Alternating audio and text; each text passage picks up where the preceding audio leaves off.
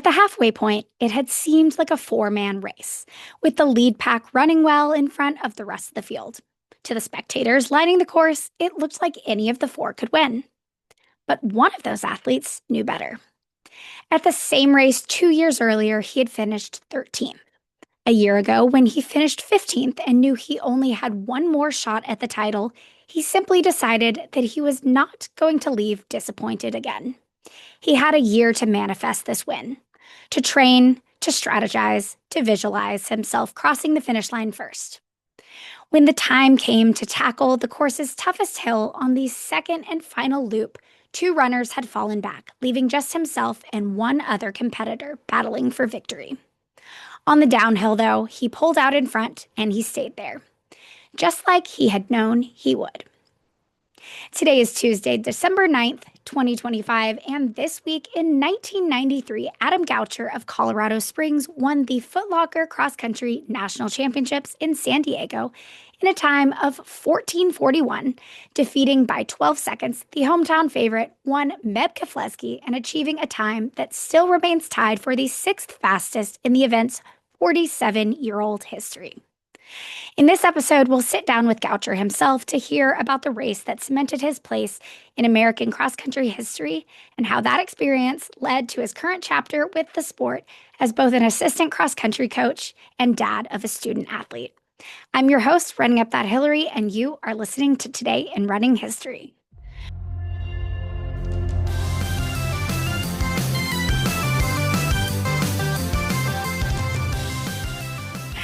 Okay, guys, so I intended to get this episode out a full week ago, but then I lost my voice and I was unable to talk at more than a whisper.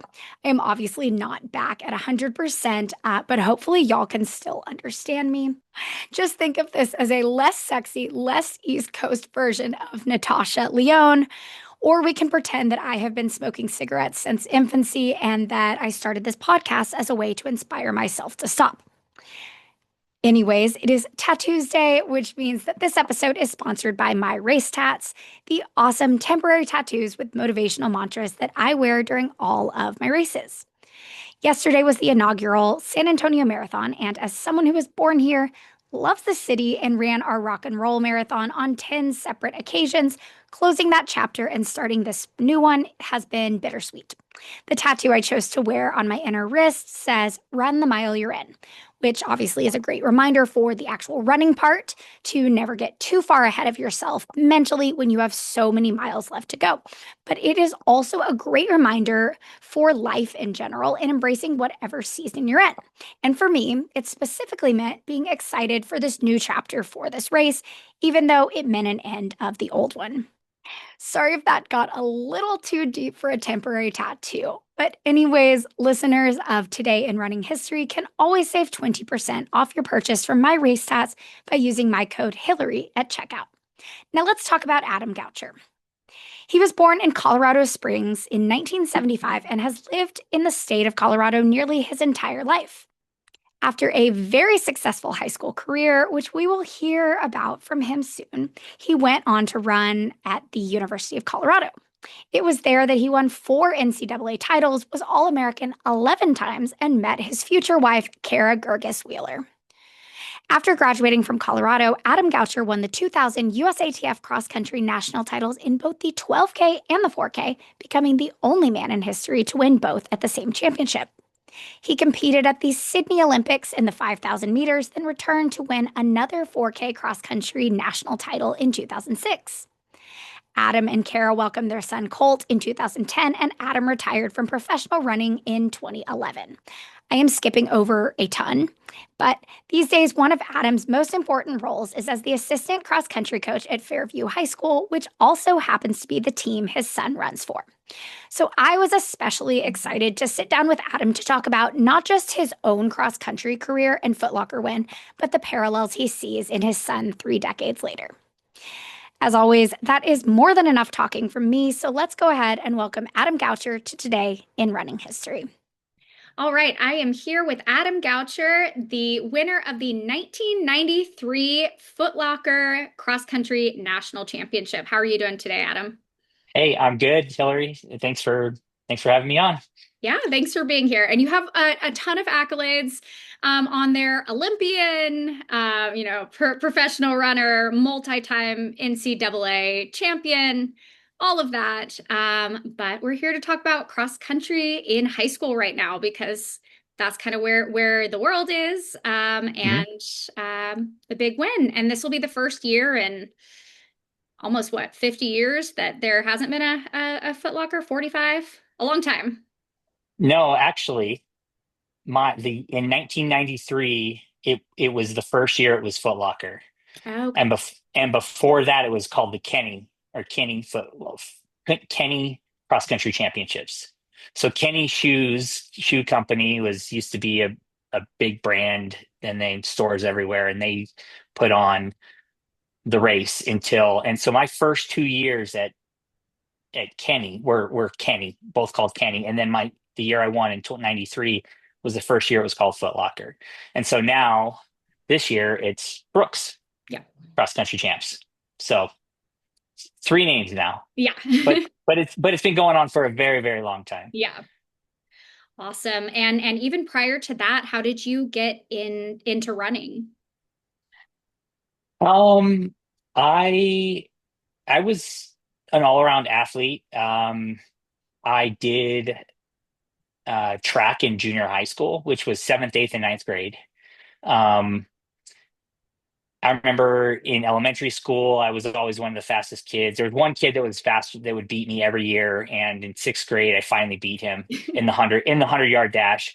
But then there was the race of champions, which was like probably 400 meters or so, probably about 400 meters, and he beat me. And but then in seventh grade, I did track, um, and I ran the mile or the 1600, and I won the city championship and ran 5:23, and and then my eighth grade year, I was in track again, did it again. I would ran 5:03, um, and finished second at the championships. And then my ninth grade year, I ran uh, 4:43. So a lot of threes in there. Yeah. um, and I won again, and I was pretty dominant at that point. And but I was big in back. I played a lot of basketball and a lot of football, and so I played football every fall, leading into my freshman year, through into my freshman year, and then going into my sophomore year, which is when I was in high school, was my sophomore year. So I couldn't compete at the high school level until I was a sophomore. Okay. And yeah, so um, I was going to sign up for football again. And honestly, I was in line to sign up at the school. And I was running a little bit late, and the line was really long. And I thought, okay, I had to get to work. I worked at a feed store, pitching bales of hay and doing all kinds of stuff. So um, I was like, okay, I'll have to come back tomorrow. And there was part of me that was kind of like, maybe I should try cross country, but football, I loved football. I just, that's what I'd done. And just that night, after work, talking with my mom and my sisters, and they were all like, just try cross country. And I was like, I don't know. I mean, for a bunch, it's a bunch of nerds out there running around. Like I play football. I'm a football guy, and just give it a shot. If you don't like it, then go back to football next year. And I was like, all right, I'll give it a shot.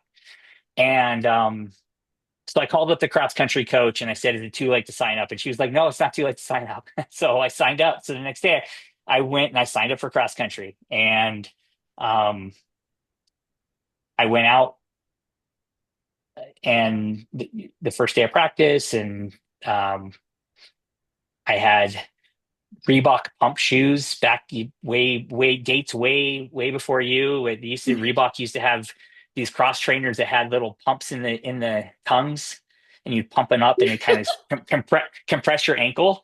And I was like, let's go. I got my Reebok pumps on. I didn't even have running shoes with me, and I just did my thing, and I knew I knew I could run the mile. I run the mile, like I said, but I didn't know what I could do in cross. Um, and 2.5, 3 months later, I was the state champion. So, I mean, it's as simple. I mean, it's like it was obviously that was the road I was supposed to take. Um, there was our team was the favorite to win state that year because there was senior on the team, Eric Mack was the favorite to win state. And here I am as a sophomore coming in, and he's the big dog on campus. And he beat me every single race until the state championship. And then I beat him by like 20 seconds. Wow. So, um, yeah. And then after that, my coach was like, she said to me, she said, there's a senior trip that we take every year to the Kenny Cross Country Championships, and then it's a Midwest regional, and then if you place in the top 8, you go to the national championship race in San Diego. And she's like, I think you've earned your spot, even though you're not a senior. You've earned your spot to go if you want to go. Um, so um, I was like, okay, and it went. Just along for the I ride. longed for the ride, and I went and I made it. I don't remember what place I finished. I think I was might have been fourth or fifth. I'm not exactly sure. Don't remember at this point, but yeah, but I made it, and uh, so it was pretty crazy. Just the first 3 months of my running, real running, where I was kind of training and actually every day putting in the work. Um, and then I went to the Kenny Cross Country Championships, and I finished 15th out of let's see, there were um, out of 32 runners. Wow. So there are four regions. The top 8 from each region made it to the national championship. And I finished 15th, and I thought that was pretty good. And um, yeah, that's how it started. That's how it That is started. a whirlwind. That's crazy how Yeah, much happened. You went from you weren't even going to do cross country to making it to the national championship. And yeah. as a sophomore, is all of Colorado like that, where ninth grade is separate, or is that just what your school was? Back then, that's what the majority of this, I think all of Colorado, I believe, was like that. My senior year, um, I was a student body president, and my senior year, we introduced freshmen came up to the school. So freshmen came in to the high school at my senior year, and it's been that way since. So, um, there's a lot of kids now, like Colt. My son is in ninth grade, and he's competed at the state championship this year, and so he's a year ahead of me essentially when it comes to running.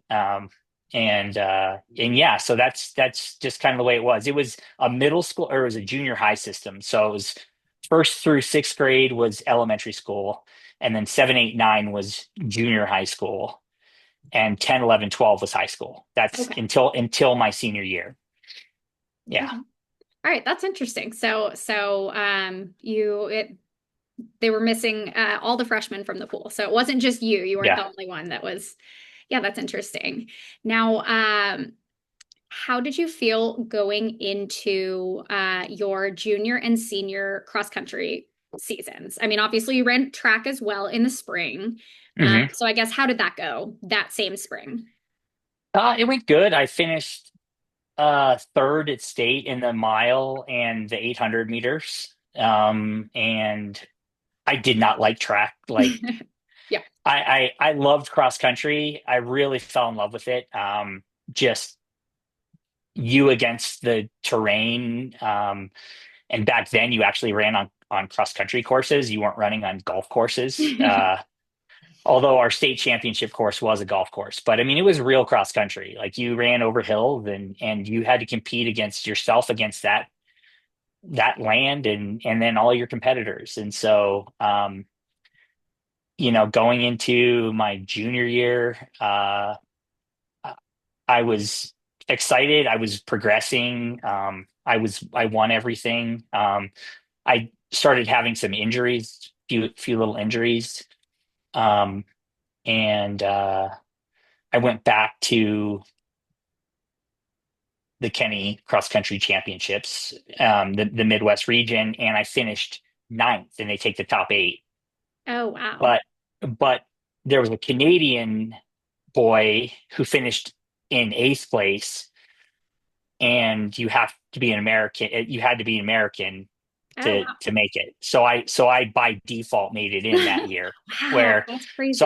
I had a pretty bad year. I mean, honestly, I mean it was not, state was great. I had the state record, and but going into the Kenny slash Foot Locker, it was not great. But I just by chance made it, and then I went on to see San Diego, and I finished 15th. I mean, sorry, I finished 15th as a sophomore. I'm sorry, as a sophomore, I finished 13th. I said I finished 15th, but I actually finished 13th.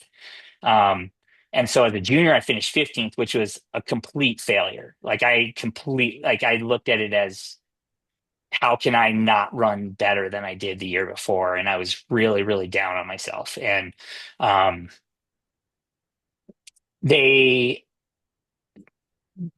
every year the championships would have bring in their athletes. So Kenny, Foot Locker, now it'll be Brooks athletes that go in.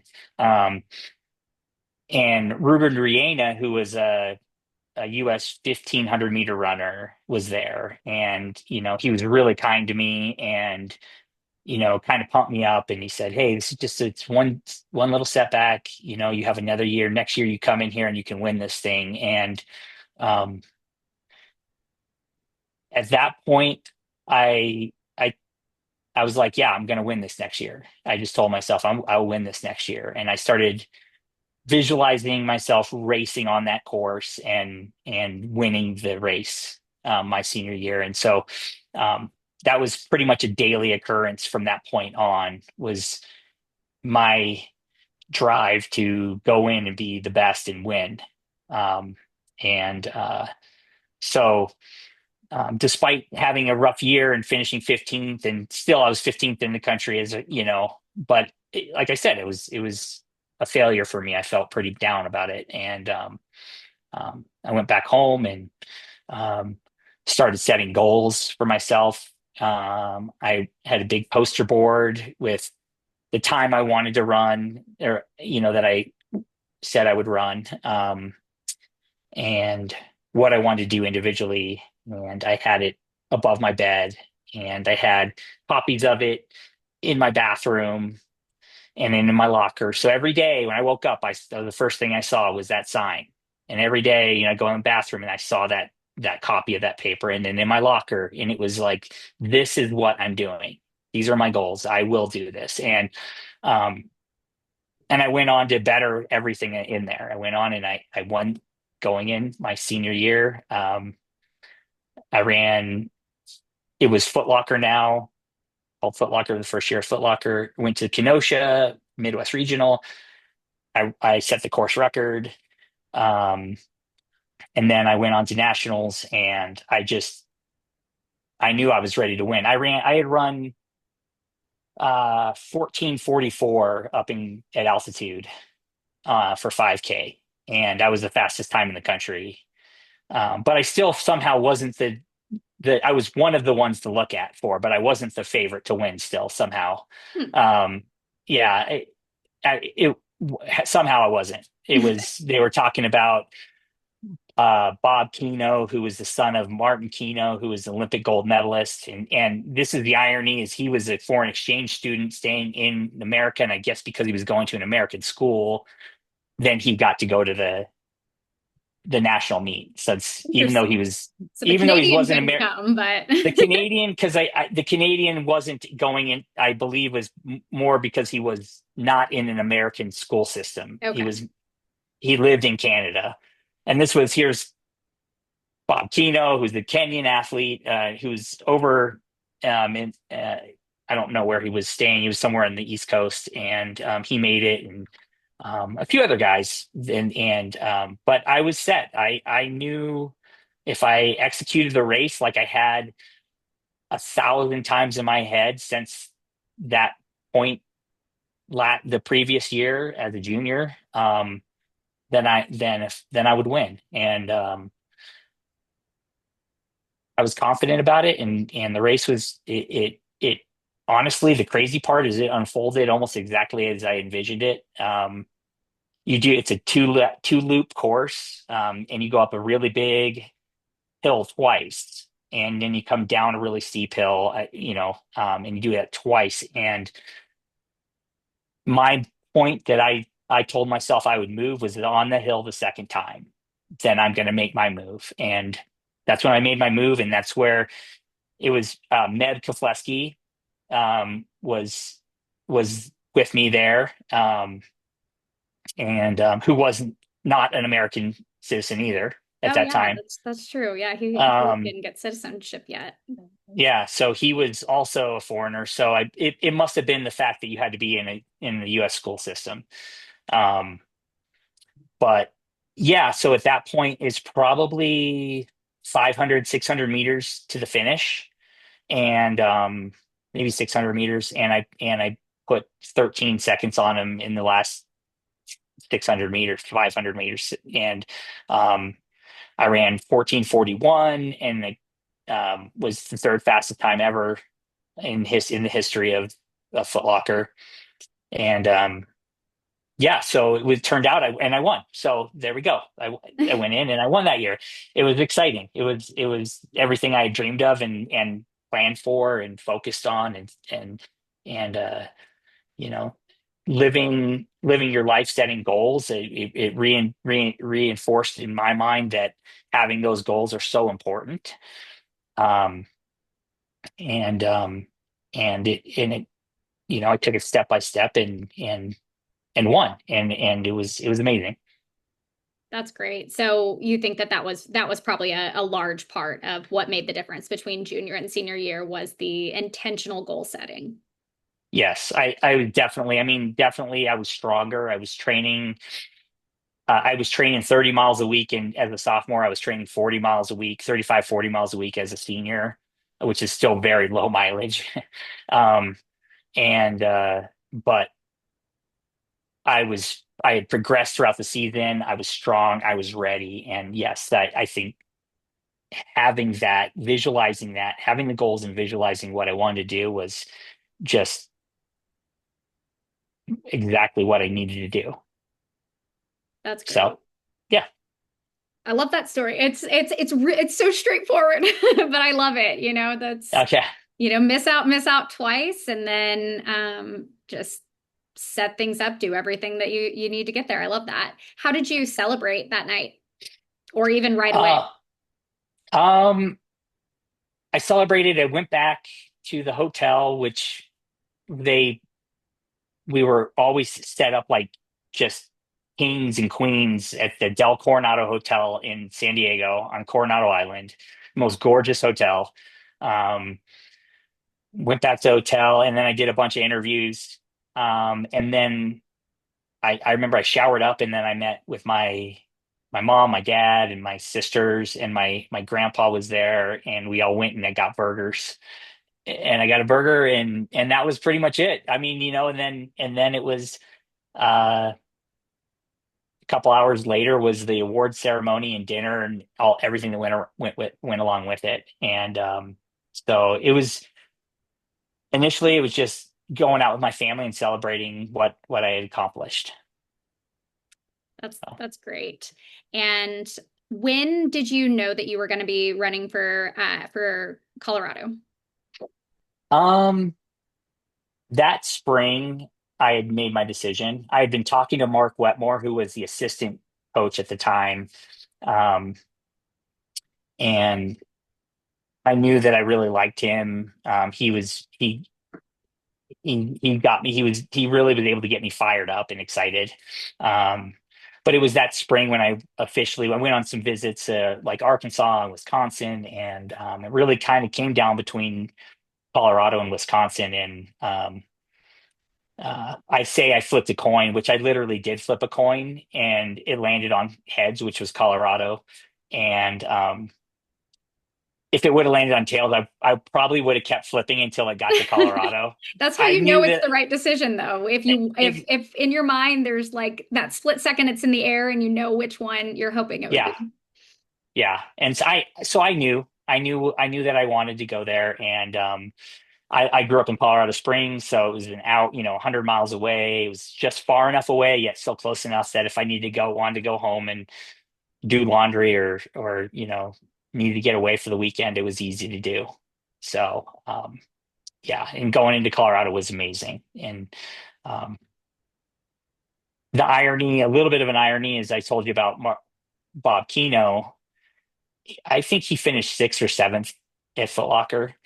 Um, the very next year, as a freshman at CU, I went on and finished second at the NCAA championships, and I was 3 seconds off the win behind his older brother Martin Kino, who won. Oh, wow. And yeah, so the irony of just one year, one Kino to the next year Kino, a different Kino. But so that kind of set me up for my college. Like, okay, if I can finish second as a freshman, then I'm going to win it next year. Yeah, And that didn't happen. And it didn't happen until I was a senior and my fit, and because of a lot of things. But anyway, yeah, it all started with Foot Locker and you know, uh, championship high school racing. that's great. And so now you're in a whole new chapter of coaching, and Mhm. at the same time, your son is running high school cross country as well. How has that experience been? Well, it's been awesome. It's been really great. I, I, s- I, s- to take a step back, I had started a company with my best buddy back in 2011. We co-authored a book called Running the Edge, and we self-published it, and that went on and sold very well. And we did a lot of motivational speaking and corporate engagements and a lot of stuff. And we kind of just grew this brand and grew this company. And in 2014, when we moved back to Colorado, um, still looking to grow the brand and grow our company. And we were had a very big online community of runners and just everyday runners. And we got into virtual racing, and we started just by chance a month and a half out. We started Run the Year's this challenge, virtual challenge called Run the Year, and it was run 2015 miles in 2015. And uh, we thought if we could get a couple thousand people to sign up, it would be amazing. We had over 20, almost 26,000 people signed up, and it just changed everything. And the company blew up, and we spent the next 10 years um, growing it and nurturing it. And we sold the company last January. Okay, So I am still have put some ownership in the company, which is exciting, and great. But that allowed me to do some things that I had been kind of wanting to do, and kind of give back to the community, give back to the younger runners. And so I applied for the assistant coach position at Fairview High School here in Boulder, and I was hired on. And shocking. so, yeah, I mean, the cool thing is really cool is the head track coach, Trisha Vaith, and then the head cross country coach, Ryan Root. They could have both been like, I, easily just pushed me aside and said, Sure. no, we don't want to deal with that. We Yeah, don't want to be questioned, worry about their ego, or, like, I'm going to come in and take over. And they were both very generous and willing to work with me and excited to work with me, and which made me feel very welcomed and allowed me to integrate with the team very well. And it's just been very exciting. It's been very, very cool. Very cool. that's So awesome. And then this year, as my second year, then Colt, our son, came in as a freshman and he's running. And um, so it's just been a lot of fun um, working with the team and then working with Colt and his progress. And it's just been an exciting year. Yeah. My dad is not an Olympian, but he was my cross country coach. And Okay. so yeah, and he's still coaching cross country 20 years later. Nice. But it's such a cool experience because you have both sides of it. What does Colt call you at practice? Does he call you coach? No, he No. calls me dad. Calls me dad. I made a point to do that with my dad. It was Yeah. always coach. But it was more of Everyone. an obnoxious kind of 14-year-old way. No, that's fine. That's totally cool. If he wanted to call me, he sometimes calls me coach, but I mean, everyone just calls me Adam, Yeah, so the athletes, they just call me Adam. Sometimes they might say Coach Adam or whatever, but so I think for Colts, he's like, it's just dad. It's my dad. Like, and it's so he still call me dad, I guess. So, that's which fair. is fine. Yeah. Yeah. That's great. What has been your favorite memory over just this cross country season? Um, our favorite, probably my favorite memory of this. I mean, there's a few, but one of the most exciting um, moments was our regional championship. We're in a really tough regional. We have Niwot, which is the number one team in the country. At NXR in a couple weeks, they won last year. They'll win again, most likely win again this year. We've got Boulder High School, who's one of the top favorites and second best team in the state. A few other, and so it's just really deep. And so we had to finish in the top four. And so we knew on paper that we should make that. But it's still a little bit nerve wracking. And this is our boys team. Our girls team is a little bit ahead of the boys. They're more on it. They're more secure in nailing that position. And but our boys, it was just really exciting day because they stepped up and they fought and we finished a solid third place finish. Um, and secured our spot to the state championship. And it was just really exciting, really fun to see everyone just stepping up and fighting for every single spot and coming out um, with a great win for us, which was the third place finish, but that was a big win for us. So it was exciting. Yeah, I mean it's all relative, if you're if Yeah. and anything can happen. That's what I love about cross country is on paper something might make sense, but literally anything can happen during those races. Yeah. Yes, exactly. And Yeah. then It's, with it's the team amazing. aspect as well, I played defense for cross country, so I was typically runner number 6 or 7. Um, Okay. Right. Six or um, seven. Okay. yeah, Yep. but those runners are important also. I was taking points away from other people, and so Under. there's so many factors, and the fact that you don't even know, I mean, unless it's some sort of crazy blowout, but you usually don't even know exactly where you finished. Yeah. Everybody has to add everything up, and it's not really the same as individual races, where obviously that's first, second, third. It's Right. it's a cool thing. It's And cool. It's exciting and nerve wracking, yeah, all rolled into one. yeah. Yeah. What sort of parallels do you see in your son with cross country, with yourself at his age, or just in high school in general? Um, I see that, he's not afraid to work hard, and you can't teach that. You can't coach that. Yeah, There's just kids out there that are just not willing to work hard, yeah, and that's okay.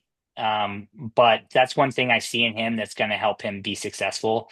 Um, he's driven, um, and he's still young at this. He's not running a lot of miles, but he's running really well, and it's just been exciting to watch him develop this year into the runner that he is. And so it's nerve-wracking on some hand. Every time he goes in races, I get really nervous. And Kara, my wife, also obviously Kara, Kara, um, it's worse for us as parents than it Yeah. ever was as athletes. And but it's really exciting and it's a lot of fun. And um, what's even better is that we were very hands off and we really wanted him to find it himself. And if he didn't, he didn't. Yeah. But he found it himself and he absolutely loves it. And we couldn't ask for more. I So, will say, as the daughter of a marathon runner, cross country coach, I started running at 7. I'm 33 now, and just ran my 11th marathon. If my dad had forced wow. any of that, I would not be I would not be Yeah. here 26 years later, still running. So y'all are doing a great job. That's exactly the way to do it. And Well, thank I'm a you. testament to that. I'm not winning anything anywhere ever, but but the passion's there, and you The can't force. passion and yeah, the passion and the excitement is there for you. And so many kids that get pushed early on end up just hating the sport and just walking away from it. And so that's a great testament to your father as a coach and as a father, and to let you find it yourself. And that's fantastic. Yeah, just at a much slower at a much slower level. But it's all relative. It's all the It same. is. That's true. Yeah, I Yeah. mean it really is all relative, and that's just another great thing for the sport. So final question. Y'all are heading up to your regionals for Brooks. What are you Yes. most excited about for that? I'm honestly, the fact that he is going to run on the exact same course that Kara and I both ran on in high school is so exciting to me. Like it's like crazy. I mean, it's crazy. This has been around for so long, and that he's going to be able to run on the same stomping grounds as we did, and um, I'm excited for him to get a feel for it. Um, I'm not excited about the weather forecast. It looks like it's going to be very cold and windy and snowing, and so it's going to be pretty brutal day. But you know what? That's cross country, and that's what makes you tough. Yeah. So it makes you tough. And but I think just honestly, just having him on the same course and having him realize that both his mom and dad ran this exact same race is very special. That's awesome. That just it Yeah. gives me goosebumps just No, to think about that. Well, I hope you'll have an awesome Thanksgiving and then an amazing weekend there. By the time this airs, that'll be past, and then we'll be getting ready for the very first Brooks Nationals. okay. But yeah, Yeah. but thank you so much for coming on here today. Well, Hillary, thanks for having me. I appreciate you taking the time, and thanks for giving me a platform to talk about my old days of running and my old memories and stuff. So it's very fun. I appreciate it. What a cool conversation, and how great is it that Adam is able to remain so ingrained in the sport through coaching and parenting? After taping this interview, the Gouchers joined the rest of their high school region in Wisconsin for a very snowy Midwest regionals. Colt had a great race, finishing 26th, and I cannot wait to see everything that he goes on to accomplish. That is all for today's show. Thank you so much to Adam for being my guest, to Kara for making it happen, and to all of y'all for continuing to tune in. Once again, it is Tat Tuesday, and listeners of the pod can always save 20% off your purchase from My Race Tats by using my code Hillary at checkout. I will go ahead and put a link in the episode description. And then join me next time as we hear about the cult favorite Millinocket Marathon, which is held in the snowy Maine winter and costs a total of $0 to enter. I'm your host, Running Up That Hillary, and this has been Today in Running History. Do intro music. God, I sound terrible. Cool. Just think of this as a sexy, less... Sorry if that got a little too deep for a temporary... We'll hear from... Oh my God. Adam Goucher won the 2000...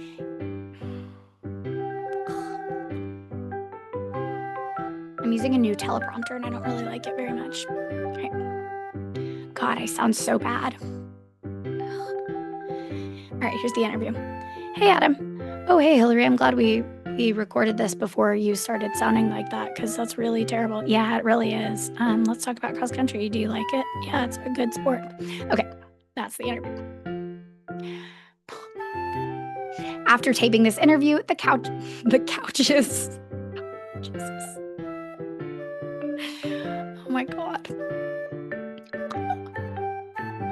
I need some tea. Someone needs to make me some tea and honey and cough drops and shit, I don't know. Okay.